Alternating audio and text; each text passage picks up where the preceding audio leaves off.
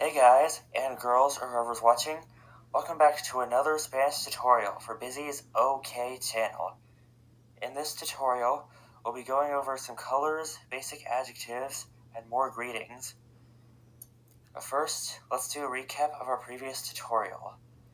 So, how many of you still remember the alphabet, numbers, question words, and greetings? If not, let me sing them to you right now. A, B, C, D, E, F, G, H, I, J, K, L, M, N, N, O, P, Q, R, S, T, U, V, W, X, Y, Z. And now for the numbers. So 1 is uno, as you probably remember from the card game. Dos, tres, cuatro, cinco, seis, siete, ocho, nueve, 10, 11, 12, 13, 14, 15, 16, 17, 18, 19, 20. Here's where you start counting by tens. So 30 is treinta, cuarenta, cincuenta, sesenta, setenta, ochenta, noventa, and finally 100 is cien.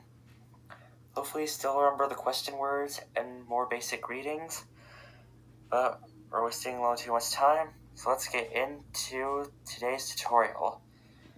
So here are some colors, and by the end of this video, I hope that you'll be able to how to label objects in Spanish by color. So the first color is red, which translates to rojo in Spanish. If you've ever seen one of those shows where a red button often means something catastrophic is about to happen, then remember the phrase, no go on the rojo, to help you remember that rojo means red. As you can see on the slide, naranja is the Spanish word for orange, and I don't have a good mnemonic device for that. Then amarillo is yellow.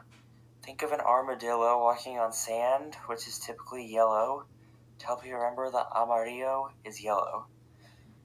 And verde hopefully makes you think of a vernal, which in English means something having to do with spring, and the color green, which is sometimes associated with spring.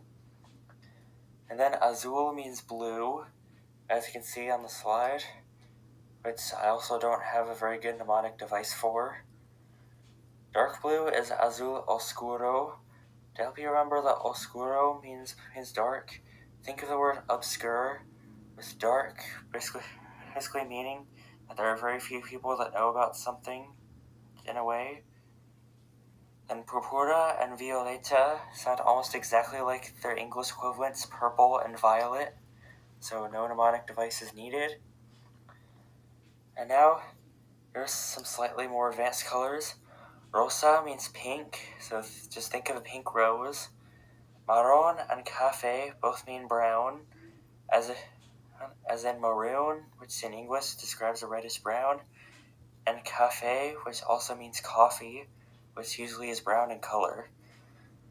And then negro means black, not a certain word that you might have used before. Might have been used before. Then gris means gray, which is, interesting fact, also the Latin word. But since it's so close to the English word, I'm not going to use a mnemonic. And finally, blanca is white. So think of a blank piece of paper, which is white when you start drawing on it. And finally, light is ligero. So think of lighter. And dark, which as I said before, looks like obscure, oscuro. Try and look at these example sentences to help you understand the colors. If you don't understand some of the words in the sentence, that's okay. The purpose of this part of the presentation is just to practice colors. I'll read them out loud slowly, then we'll move on to adjectives. El tocino es rojo. La calabaza es naranja. El limón es amarillo. El césped es verde. El cielo es azul. La flor es púrpura. El flamenco es rosa. And feel free to check out the English translations which are provided on the slide. So now here are 10 of the most important adjectives that you'll need. So rubio is not ruby, as some of you might have assumed, but in actuality, it means bronze. I'm sorry, not bronze, blonde, sorry. Sorry about the confusion. It means blonde, as in when describing someone's hair. Intelligente means intelligent, because it looks almost exactly like the English word. Tranquilo means calm, so think of the word tranquil.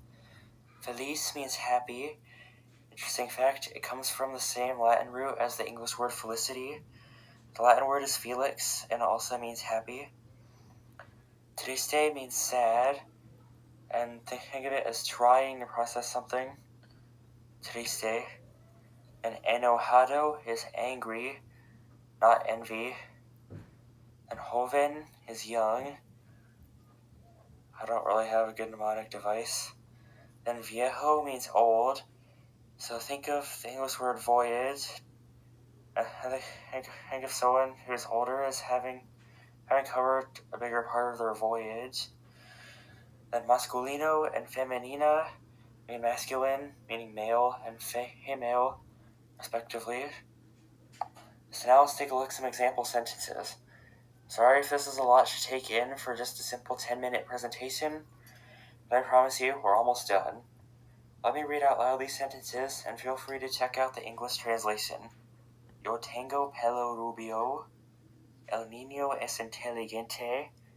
La niña es muy tranquila. El hombre está muy feliz. La mujer está triste. El chico está enojado. El bebé es muy joven. Este libro es muy viejo. Algunas palabras españolas son masculinos. Otras palabras españolas son femeninas. If you don't understand certain words, don't worry, we'll get to them eventually.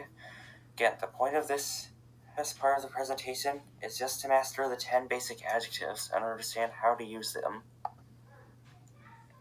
So now let's look at some greetings. So you might say Feliz cumpleaños to mean happy birthday.